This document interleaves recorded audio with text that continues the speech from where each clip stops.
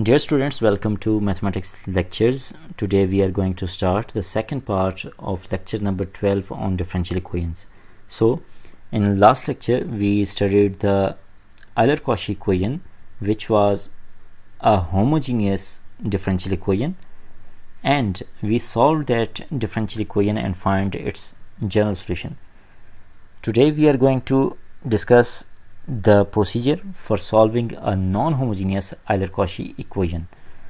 तो यहाँ पे आप देखें कि कहा जा रहा है we now discuss a method which can be applied for the solution of general Euler-Cauchy equation given by equation 5.71. For x greater than 0 we change the independent variable to x equal to e power t or t equal to natural log of x where x is greater than 0. तो last lecture में हमने equation 5.71 को define किया था which was second order non homogeneous Euler-Cauchy equation. तो हम उसके लिए ट्रांसफॉर्मेशन डिफाइन कर रहे हैं x ग्रेटर देन 0 के केस में x equal to e power t, जिसके थ्रू हम लिख सकते हैं t equal to natural log of x where x is greater than 0. तो ये हमारी ट्रांसफॉर्मेशन होगी. अगर x लेस देन 0 हो तो फिर हमारे पास ट्रांसफॉर्मेशन होती है x absolute equal to e power t और t equal to natural log of x absolute. तो फिर हम x पे एब्सोल्यूट को यूज़ कर लेते हैं ताकि नेगेटिव क्वांटिटीज़ की आउटपुट भी पॉजिटिव आए, क्योंकि नेचुरल लॉग ऑफ x जो फंक्शन है इसकी डोमेन x ग्रेटर देन 0 पे ये डिफाइंड होता है. तो यहाँ पे कहा जा रहा है कि 5.80 और 5.81 के अंदर हमें x greater than 0 and x less than 0 के लिए ट्रांसफॉर्मेशंस मिल गई हैं. और याद रखें यहाँ पे x 0 के इक्वल नहीं होता. तो इसके बाद this transformation always reduces the Euler-Cauchy equation into a linear equation with constant coefficients. तो क्या होगा जब हम इन ट्रांसफॉर्मेशंस 5.80 और 5.81 को यूज़ करेंगे और इक्वेशन 5.71 के अंदर रिप्लेस करेंगे इसे, तो हमारी जो Euler-Cauchy इक्वेशन है वो रिड्यूस हो जाएगी एक लीनियर और कांस्टेंट कोफिशिएंट डिफरेंशियल इक्वेशन में. जब ऐसी इक्वेशन हमारे पास बनेंगी तो फिर हम ऐसी इक्वेशन को सॉल्व करने के लिए ऑलरेडी मेथड्स पढ़ चुके हैं, जिस तरह हमने वेरिएशन ऑफ पैरामीटर्स और मेथड ऑफ अनडिटरमिन्ड कोफिशिएंट्स को पढ़ा था. तो हम उन मेथड्स को यूज़ करके सॉल्यूशन कैलकुलेट कर सकते हैं. तो यहाँ पे कहा जा रहा है the solution of this resulting equation can then be obtained using the methods discussed in the previous section, जिनकी अभी मैंने आपसे बात की है. Finally the solution of the given equation in terms of the original variable x is obtained by replacing t by natural log of x. तो ये याद रखें कि जब भी हम ट्रांसफॉर्मेशन यूज़ करके सारी इक्वेशन t की फॉर्म में ले आएंगे और फिर इंडिपेंडेंट वेरिएबल t की फॉर्म में ले आएंगे और फिर हम उसका सॉल्यूशन कैलकुलेट करेंगे, तो ये हम पे मस्ट है कि हमने final solution in terms of the original independent variable x लिखना है. तो वो हम कैसे लिखेंगे? हम फिर t की जगह रिप्लेस करेंगे नेचुरल लॉग ऑफ x. तो अब हम देखते हैं कि इस ट्रांसफॉर्मेशन जो कि इक्वेशन 5.80 और 5.81 की फॉर्म में गिवन है, इसे हम कैसे यूज़ करके Euler-Cauchy इक्वेशन को constant coefficient linear differential equation में कन्वर्ट करेंगे. तो उसके लिए आपने ज़रा सा इन पॉइंट्स पे गौर करना है. यहाँ पे कहा जा रहा है when x is equal to e power t where t is equal to natural log of x we have. तो जब हमारे पास x equal to e power t हो या t equal to natural log of x भी हम इसे लिख सकते हैं, तो जो हमारे पास डेरिवेटिव होगा d बाई डी एक्स, इसे हम लिख सकेंगे चेन रूल यूज़ करते हुए d by D T into D t by d x. अब आपको पता होना चाहिए कि D t by d x किसके इक्वल होगा. D t by d x calculate करने के लिए हम बोथ साइड्स से इस इक्वेशन को डिफरेंशिएट करते हैं. D t by d x किसके इक्वल होगा? जब हम इससे डिफरेंशिएट करेंगे विद रिस्पेक्ट टू x, तो ये हमारे पास 1 बाई एक्स के इक्वल होगा, इसलिए d t by d x equal to 1 by x होगा. तो इसकी जगह 1 बाई एक्स रिप्लेस कर दें तो 1 by x into D by D T ये एक्सप्रेशन बन जाएगा. लेकिन चूंकि Euler-Cauchy इक्वेशन के अंदर d बाई डी एक्स के साथ कोफिशिएंट में वेरिएबल मौजूद होता है x, तो इसलिए हम x को दूसरी साइड मल्टीप्लाई करते हैं, तो x into D by d x किसके इक्वल होगा? d बाई डी टी के. तो हम ये रिप्लेसमेंट कर लेंगे फर्स्ट डेरिवेटिव की जगह।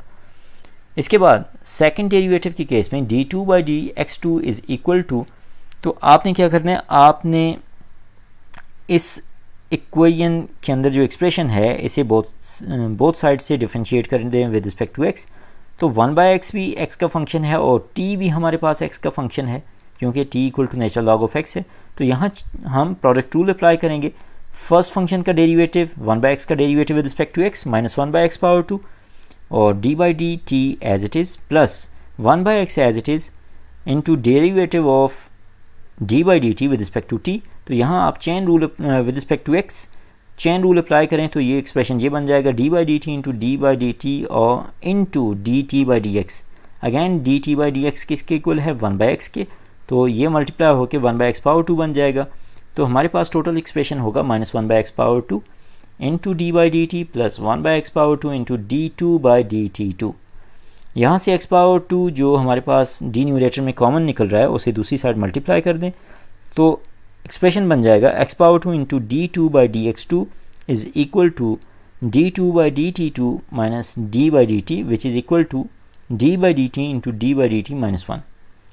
तो ये हमारे पास सेकंड ऑर्डर डेरिवेटिव के लिए रिप्लेसमेंट बन जाएगी। तो उसके कोफिशिएंट में x पावर 2 होता है। अगर हम इन्हीं एक्सप्रेशंस को ऑपरेटर्स की फॉर्म में लिखें तो हमारे पास d होता है d/dx के इक्वल, तो d पावर 2 इक्वल होगा d2/dx2। इसी तरह थीटा हम इंट्रोड्यूस करवा रहे हैं d/dt के लिए, तो थीटा पावर 2 इक्वल होगा d2/dt2। तो इस प्रोसीजर के थ्रू हमारे पास इक्वेशन 5.82 और 5.83 कैसी बन जाएंगी, x into d is equal to theta, x power 2 into d power 2 is equal to theta power 2 minus theta. Theta को कॉमन निकाल लें तो थीटा इंटू थीटा माइनस 1 के इक्वल है ये क्वांटिटी। इसी तरह अगर हम इसे y पे ऑपरेट करें तो ये होगा x into d y is equal to theta y. Similarly, x power 2 into d2y is equal to theta into theta minus 1 into y। और ये तो हमने फर्स्ट और सेकंड डेरिवेटिव के लिए एक्सप्रेशन देखा। अगर हम मैथमेटिकल इंडक्शन यूज़ करें तो हम इसे जनरलाइज कर सकते हैं nth ऑर्डर डेरिवेटिव के लिए। तो उसके लिए एक्सप्रेशन होगा x power n into d n y is equal to theta into theta minus 1 up to so on into theta into n minus theta minus into n minus 1 into y. तो ये expression जो equation 5.86 की form में लिखा गया है, अगर ये आपको आता होगा तो आप किसी भी ऑर्डर की आइलर कॉशी इक्वेशन को आसानी से सॉल्व कर सकेंगे। उसके लिए फिर आपको ये सारी कंप्यूटेशन करने की ज़रूरत नहीं होगी, इसलिए इक्वेशन 5.86 को हमेशा माइंड में रखें। अब अगर हम इसे सब्स्टिट्यूट करें इक्वेशन 5.71 के अंदर जो कि second order Euler Cauchy equation थी, तो वो रिड्यूस हो जाएगी constant coefficient linear differential equation में, जो कि लिखी गई है यहाँ पे a0 into theta minus 1 into y plus a1 into theta into y plus a2 into y is equal to a0 into theta square into y plus a1 minus a0 into theta into y plus a2 y is equal to r of e power t। यहाँ पे r of x होता है तो x की जगह e power t हमने put कर लिया, तो हमारे पास इक्वेशन बन गई 5.87। This is a linear equation with constant coefficients.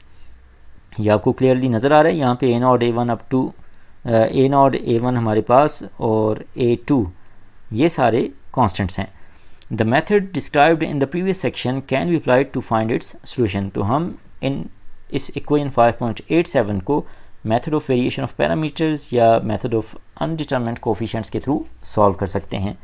तो अब हम इससे रिलेटेड कुछ एग्जांपल्स देखते हैं कि किस तरह से हम इस सारे प्रोसेस को अप्लाई करेंगे। यहाँ पे हमारे पास फर्स्ट एग्जांपल है 5.47 जिसमें कहा जा रहा है find the general solution of the equation 2x power 2 into Y double prime plus 3x into Y prime minus 3y equal to x cube.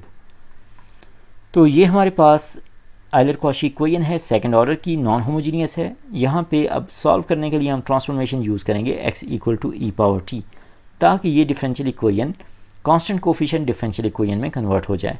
तो हमारे पास सेकंड डेरिवेटिव के लिए रिप्लेसमेंट क्या होती है, x power 2 into Y double prime के लिए theta power 2 minus theta means into y which is d2y/dt2 minus dy/dt, और 2 बाहर मल्टीप्लाई हो रहा है, वो आपने ऑलरेडी देखा इक्वेशन के अंदर भी मौजूद है। इसी तरह 3 इंटू एक्स वाई प्राइम की जगह क्या होगा, theta into Y means D Y by D T, और minus 3y as it is. Right hand side पे x की जगह e पावर t पुट करेंगे तो एक्स क्यूब की जगह बन जाएगा e पावर 3t। हमारी जो डिफरेंशियल इक्वेशन है उसकी फाइनल फॉर्म बन जाएगी d2 into d two y by D t plus d Y by D t minus 3y equal to e power 3t। तो ये हमारे पास इक्वेशन 5.88 है। ये हमारे पास non homogeneous linear constant coefficient differential equation है। तो इसका सोल्यूशन कैलकुलेट करने के लिए हम y equal to e power m t को सब्स्टिट्यूट करके करेक्टरिस्टिक इक्वेशन लिखते हैं corresponding to the homogeneous part. तो यहाँ पे करेक्टरिस्टिक इक्वेशन बनेगी 2m power 2 plus m minus 3 equal to 0, जिससे हमारे पास m इक्वल टू 1 और माइनस 3/2 आ रहे हैं। तो हम कम्प्लीमेंट्री सोल्यूशन यहाँ से लिख सकते हैं a e power t plus b e power minus 3t divide by 2। ये प्रोसीजर हम ऑलरेडी पिछले लेक्चर्स के अंदर डिफ़ाइन कर चुके हैं। तो अगर आपको इसमें कोई प्रॉब्लम हो तो आप प्रीवियस लेक्चर्स को पहले देख लें कि complementary solution homogeneous differential equations को हम कैसे सॉल्व करते हैं। इसके बाद अब हमने पार्टिकुलर सोल्यूशन कैलकुलेट करना है और राइट हैंड साइड पे आपको यहाँ पे r ऑफ t नज़र आ रहा है e पावर 3t। तो ये चूँकि yc के अंदर रिप्लेस नहीं मौजूद नहीं है, इसलिए हम yp लिख सकते हैं c e power minus 3t c e into ई पावर 3t। यहाँ से हमने c की वैल्यू कैलकुलेट करनी होगी गिवन डिफरेंशियल इक्वेशन के अंदर। अगर हम yp prime and yp double prime replace करें तो हमारे पास फाइनली c इक्वल टू 1/18 आता है। इसे yp के अंदर रिप्लेस करें तो yp इक्वल होगा e power 3t whole divide by 18। General solution किसके इक्वल होता है, वो कम्प्लीमेंट्री सोल्यूशन और पार्टिकुलर सोल्यूशन का सम होता है। तो वो हमारे पास है a e power t plus b e power minus 3t divide by 2 plus 1/18 into E power 3t। अब हमने वेरिएबल t की जगह रिप्लेस करना है x को, तो e power t equal to x replace करेंगे और हमारे पास जनरल सोल्यूशन बन जाएगा y of x equal to a x plus b divide by x into under root x plus x cube divided by 18। तो ये हमारा फाइनल सोल्यूशन है। इसके बाद हमारी जो नेक्स्ट एग्जांपल है उसमें कहा जा रहा है find the general solution of the equation x power 2 into Y double prime plus 5x into Y prime plus 3y equal to natural log of x where x is strictly greater than 0। तो again यहाँ पे हमारे पास second order Euler Cauchy equation है जो कि non homogeneous है यहाँ, क्योंकि राइट हैंड साइड पे नेचुरल लॉग ऑफ x मौजूद है। अगेन ट्रांसफॉर्मेशन यूज़ करें x equal to e power t। ये प्रोसीजर में आपको ऑलरेडी बता चुका हूँ। तो हमारे पास इक्वेशन बनेगी d2y by dt2 plus 4 into dy by dt plus 3y equal to t। ये हमारे पास non homogeneous constant coefficient linear differential equation है। इसके होमोजीनियस पार्ट के करस्पॉन्डिंग हमारे पास कॉम्प्लीमेंट्री सोल्यूशन कैलकुलेट करने के लिए जो करेक्टरिस्टिक इक्वेशन है वो है m power 2 plus 4m plus 3 equal to 0, जिससे m की वैल्यूज़ आती हैं -1 और -3। तो जनरल सोल्यूशन हम यहाँ पे कम्प्लीमेंट्री सोल्यूशन लिख सकते हैं a e power minus t plus b e power minus 3t। अब चूँकि राइट हैंड साइड पे t है जो कि एक पॉलिनोमियल है, इसलिए हम yp एज्यूम करेंगे जनरल पॉलिनोमियल ऑफ डिग्री 1। तो yp होगा c1t प्लस c2। अब हम yp को गिवन डिफरेंशियल इक्वेशन में पुट करके c1 और c2 की वैल्यूज़ कैलकुलेट करेंगे। तो अगर हम इसे डिफरेंशियल इक्वेशन में पुट करें तो हमारे पास ये एक्सप्रेशन बनता है comparing the coefficients of t and the constant terms on both sides we obtain 3c1 equal to 1 and 4c1 plus 3c2 equal to 0। तो c1 की वैल्यू यहाँ पे 1/3 यूज़ कर लें तो c2 माइनस 4/9 आता है। तो c1 c2 की वैल्यूज़ मिल गई। yp हमारे पास बन जाएगा t/3 माइनस 4/9। तो हमारा जनरल सोल्यूशन बन जाएगा yc प्लस yp, और ये हमारे पास t की फॉर्म में है। हम यहाँ इसे x की फॉर्म में कन्वर्ट करेंगे। कैसे? e power 2 equal to x replace करके। तो जनरल सोल्यूशन की फाइनल फॉर्म बनेगी y of x equal to a divide by x plus b divide by x cube plus 1/3 into natural log of x minus 4/9। तो ये हमारा final general solution है। इसके बाद इसी तरह आप एग्जांपल 5.49 को देखें। इसमें second order non homogeneous Euler equation को सॉल्व किया गया है और उसका जनरल सोल्यूशन कैलकुलेट किया गया। तो मैं डिस्कस करता हूँ एग्जांपल 5.50 को, जिसमें कहा जा रहा है find the general solution of the equation x cube into y triple prime plus 5x power 2 into Y double prime plus 5x into Y prime plus y equal to x power 2 plus natural log of x where x is greater than 0। तो ये हमारे पास third order non homogeneous Euler Cauchy equation है। तो हमने सबसे पहले transformation को यूज़ करते हुए इससे कांस्टेंट कोफिशिएंट डिफरेंशियल इक्वेशन में कन्वर्ट करना है। तो चूंकि यहाँ पे थर्ड ऑर्डर डेरिवेटिव भी है तो उसकी जगह हम यहाँ रिप्लेस करेंगे theta into theta minus 1 into theta minus 2 into y. तो x equal to e power t use करने से हमारे पास फाइनल एक्सप्रेशन बनेगा theta into theta minus 1 into theta minus 2 plus 5 theta into theta minus 1 plus 5 theta plus 1 into y equal to e power 2t plus t. यहाँ पे ये जो first term आपको नज़र आ रही है ये x cube into y triple prime की वजह से है। Second term 5x power 2 into Y double prime की वजह से है। थर्ड टर्म 5 थीटा ये हमारे पास 5x इंटू वाई प्राइम की वजह से है। और लास्ट ये जो 1 है ये यहाँ पे जो फोर्थ टर्म है y उसकी वजह से है। तो इन सब टर्म के साथ यहाँ पे y पे ये ऑपरेट हो रही हैं। तो जब आप इसे ऑपरेट करेंगे तो फाइनल वही आपके पास एक्सप्रेशन डिफरेंशियल इक्वेशन का बन जाएगा। राइट हैंड साइड पे ई पावर 2t किस वजह से है, x की जगह ई पावर t रखें तो जब होल पावर 2 लेंगे तो ई पावर 2t बन जाएगा। Natural log of e power t is equal to t, इसलिए हमारे पास राइट हैंड साइड पे e power 2t plus t है। सिंप्लीफाई करने से हमारे पास एक्सप्रेशन बनता है theta cube plus 2 theta power 2 plus 2 theta plus 1 into y equal to e power 2t plus t. ये हमारे पास required non homogeneous constant coefficient linear differential equation है जिसमें theta equal to d by D t है। तो इसका हम general solution calculate करेंगे। तो उसके लिए हमें सबसे पहले कम्प्लीमेंट्री सॉल्यूशन कैलकुलेट करना है। उसके लिए हम करस्पॉन्डिंग होमोजीनियस इक्वेशन की करेक्टरिस्टिक इक्वेशन लिखेंगे जो कि है m cube plus 2m power 2 plus 2m plus 1 equal to 0, जिससे हमारे पास रूट्स आते हैं m equal to -1 and -1 plus minus iota into √3 divided by whole divided by 2। तो हमारे पास एक रियल रूट आया और दो कॉम्प्लेक्स रूट्स आए हैं, इसलिए कम्प्लीमेंट्री सॉल्यूशन इस तरह होगा y c of t is equal to a e power minus t plus b into cos of √3 t whole divide by 2 plus c into sine of √3 t whole divide by 2 whole into E power minus t divide by 2। तो ये हमारे पास y सी की value आ गई। अब हमने Y P के लिए एक्सप्रेशन कैलकुलेट करना है और ई पावर 2t भी यहाँ पे वाई सी में रिपीट नहीं हो रहा और ना ही t रिपीट हो रहा है। तो इसलिए ई पावर 2t की कंट्रीब्यूशन के लिए c1 ई पावर 2t हम लिखेंगे प्लस t के लिए हम जनरल फर्स्ट डिग्री का पॉलिनोमियल लिखेंगे जो कि है c2t प्लस c3।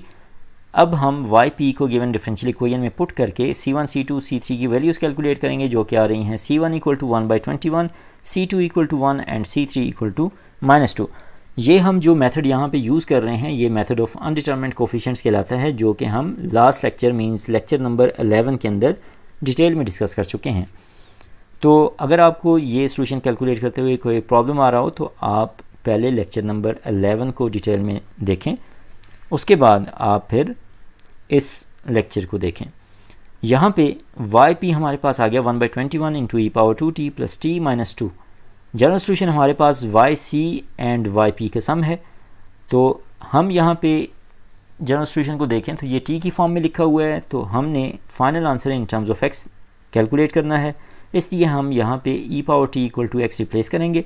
हमारे पास सॉल्यूशन बनेगा y of x equal to a divide by x plus 1/√x into b into cos of √3 into natural log of x whole divide by 2 plus c into sine of √3 into natural log of x whole divide by 2 plus x power 2 divide by 21 plus natural log of x minus 2। ये हमारे पास required general solution है। तो students आपने इस तरह करना है कि आपने इस जनरल सॉल्यूशन को ये जो y ऑफ x की फॉर्म में लिखा हुआ है इसे गिवन डिफरेंशियल इक्वेशन के अंदर सब्स्टिट्यूट करना है, सिंप्लीफाई करके देखना है कि आपकी इक्वेशन आइडेंटिटी में कन्वर्ट होती है या नहीं होती। तो ये आपका टास्क है, आपने इस काम को कंप्लीट करके मुझे सबमिट करवाना है। तो वो मैं आपकी CR को बता दूंगा कि वो कौन सा प्रोसीजर होगा जिसके थ्रू ये सबमिट होगा। तो ये काम आपने फर्स्ट प्रायोरिटी में करना है। उसके बाद ये हमारे पास जनरल सॉल्यूशन आ गया। नेक्स्ट एग्जांपल देखते हैं जिसमें कहा जा रहा है Find the general solution of the equation x cube into y triple prime minus 3x into y prime plus 3y equal to 16x plus 9x power 2 into natural log of x where x is greater than 0. तो again ये third order Euler Cauchy non homogeneous equation है। इसमें again transformation x equal to e power t use करें तो हमारे पास expression finally बनेगा theta cube minus 3 into theta power 2 minus theta plus 3 into y equal to 16 e power 2 plus 90 into E power 2। तो homogeneous part के against हमारे पास y सी calculate करने के लिए m की वैल्यूज़ आती हैं +-1 एंड 3। सो इसलिए वाई सी की वैल्यू है a e power t plus b e power minus t plus c e power 3t। तो इस एग्जांपल को डिस्कस करने का मकसद ये है कि अगर आप डिफरेंशियल इक्वेशन की राइट हैंड साइड पे देखें r ऑफ t तो वो है 16 e power t plus 9t ई पावर 2t। यहाँ पे आपको एक फंक्शन ऐसा नज़र आ रहा है जो कि वाई सी के अंदर रिपीट हो रहा है ई पावर t, जो यहाँ पे भी मौजूद है और r ऑफ t के अंदर भी मौजूद है। इसलिए इसकी कंट्रीब्यूशन को हमने एहतियात से वाई पी के अंदर लिखना है ताकि लीनियरली इंडिपेंडेंट सॉल्यूशंस मिलें। तो आप देखें वाई पी के अंदर t इंटू ई पावर 2t के लिए हमने t के लिए एक सेकंड ऑर्डर सेकंड डिग्री का फर्स्ट डिग्री का पॉलिनोमियल लिखा है और उसे ई पावर 2t के साथ मल्टीप्लाई कर दिया, प्लस हमारे पास ये जो टर्म है 16 ई पावर t, तो चूँकि ई पावर t ऑलरेडी मौजूद है तो c3 कांस्टेंट और हम ई पावर t को यहाँ पे t के साथ मल्टीप्लाई करेंगे ताकि यहाँ से जो सॉल्यूशन आए वो लीनियरली इंडिपेंडेंट सॉल्यूशन हो as compare to a e power t। तो हमने वाई पी लिखने के बाद इसे गिवन डिफरेंशियल इक्वेशन के अंदर पुट करना है। उसके लिए y p prime, y p double prime and y p triple prime हमने कैलकुलेट किया। डिफरेंशियल इक्वेशन में पुट करने के बाद फाइनल हमारे पास फॉर्म बनी है minus into c one plus 3c1 into t plus 3 into c2 into E power 2t minus 4 into c3 e power t is equal to 16 e power t plus 90 into E power 2t।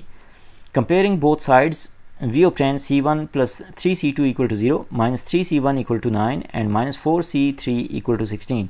यहाँ से हमारे पास c1 की value -3 आ रही है, c2 equal to 1 and c3 equal to -4। In values को अगर हम yp के अंदर सब्स्टिट्यूट करें तो हमारा पार्टिकुलर सोल्यूशन है 1 minus 3t इंटू ई power 2t minus 4t into ई पावर t। इसके बाद अगर हम जनरल सोल्यूशन लिखें तो वो वाई सी और वाई पी का सम है, वो आपने देख लिया कि टी की फॉर्म में यहाँ लिखा हुआ है। फाइनली हमने जो सोल्यूशन है उसे इन टर्म्स ऑफ एक्स लिखना है, तो हम x equal to e power t substitute करेंगे तो जनरल सोल्यूशन बनेगा y of x equal to a x plus b divide by x plus c x cube plus 1 minus 3 into natural log of x into x power 2 minus 4x into natural log of x। यहाँ पे a, b और c arbitrary constants हैं। तो ये हमारा final general solution है given differential equation का। तो आई होप आपको यहाँ से आइडिया हो गया होगा किस तरह से हम जनरल आयलर कॉशी इक्वेशन को सॉल्व करते हैं और किस तरह मेथड ऑफ अनडिटरमिन्ड कोफिशिएंट्स या method of variation of parameters को यूज़ करते हुए हम इन डिफरेंशियल इक्वेशंस को आसानी से सॉल्व कर सकते हैं और इनका जनरल सोल्यूशन कैलकुलेट कर सकते हैं। यहाँ पे इस चीज़ को माइंड में रखें कि आपने देखा हमने ऑलमोस्ट हर क्वेश्चन को मेथड ऑफ अनडिटरमिन्ड कोफिशिएंट्स से कैलकुलेट किया, क्योंकि ऑलरेडी हमें यहाँ पे काफ़ी कंप्यूटेशन करनी पड़ रही है। तो इसलिए हम कोशिश कर रहे हैं कि ऐसा मेथड यूज़ किया जाए जो शॉर्टली हमें सोल्यूशन कैलकुलेट करके दे दे।